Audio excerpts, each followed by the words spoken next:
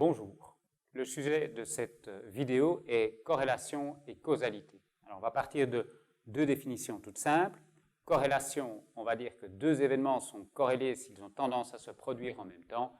Causalité, on va dire qu'un événement cause un autre événement lorsque le second événement est la conséquence directe du premier événement. La différence entre corrélation et causalité dans notre domaine de la gestion est particulièrement important. Pourquoi? Parce que notre objectif, c'est de déterminer ou d'identifier des causes de la performance de l'entreprise. Pourquoi? Évidemment, parce que par après, on va pouvoir agir sur ces causes pour améliorer la performance de l'entreprise. Un dernier mot pour conclure cette introduction. Pas de mathématiques, pas de technique à ce stade. Nous allons juste nous concentrer sur l'intuition, les concepts. Le reste viendra pour plus tard. Pour faire la différence entre corrélation et causalité, on va partir de deux exemples. Alors, le premier se veut un peu plus drôle, le deuxième se veut plus centré sur les problèmes de gestion. Le premier, le suivant, c'est qu'on a constaté en observant les achats des personnes dans les grandes surfaces que les gens qui achètent des produits diététiques que je vais appeler light sont des gens qui en moyenne sont en surpoids. Donc je vais mettre ce surpoids ici. En pratique, donc, ces deux phénomènes-là apparaissent en même temps. Ils ont tendance à se produire simultanément. Et donc, leur corrélation, que je vais noter ρ, c'est la désignation usuelle dans la littérature, est positive. Alors, est-ce que ça veut dire que le surpoids cause la consommation de produits light ou est-ce que ça veut dire que la consommation de produits light cause ce surpoids? La question est plus compliquée qu'il n'y paraît.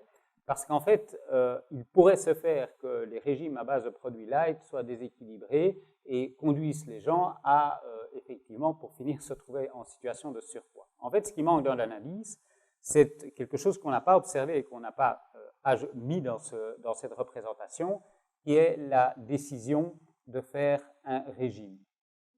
Et c'est la cause, au sens où le surpoids conduit les gens à prendre la décision de faire un régime. Donc, le surpoids cause le régime, mais le régime, lui, conduit à consommer des produits light. Donc, le régime, lui, est bien la cause de la consommation de produits light. C'est donc la variable régime qu'on n'avait pas mis dans cette représentation qui, elle, explique l'enchaînement de causalité entre surpoids et produits light. Alors, on appelle régime, dans une situation comme ça, facteur latent, parce que c'est un facteur, une variable, et latent parce qu'il n'a pas été observé. Et donc, il est extrêmement délicat ou dangereux d'inférer du fait que surpoids et light bougent en même temps une relation de causalité. C'est juste une corrélation. La causalité, elle passe par la décision de faire un régime. Deuxième exemple, qui est plus proche de notre domaine, celui de la gestion et de la finance, on a constaté par des études faites en grand échantillon, comme on dit, que les entreprises rentables, alors je vais mettre profit ici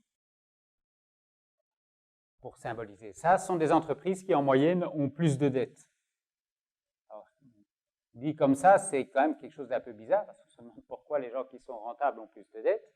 Et en fait, à nouveau, pour comprendre cette corrélation, je reprends ρ, notre notation, qui est positive entre les deux variables, il faut ajouter une troisième variable, qui est la capacité de se financer, ce que je vais symboliser par le mot banque, puisque souvent ce sont les banques qui financent les entreprises.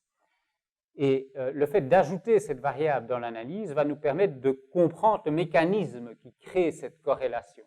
Qu'est-ce qui se passe? En fait, les entreprises qui sont rentables ont une bonne solvabilité. C'est une chose que les banques observent, donc c'est une information que l'entreprise envoie aux banques. Comme les banques constatent que l'entreprise est solvable, elles sont prêtes à lui faire des prêts, c'est le cas de le dire, donc à financer ses activités. Et les entreprises qui obtiennent ces prêts vont être capables de réaliser des investissements, et ces investissements seront à la source des profits qu'elles réalisent.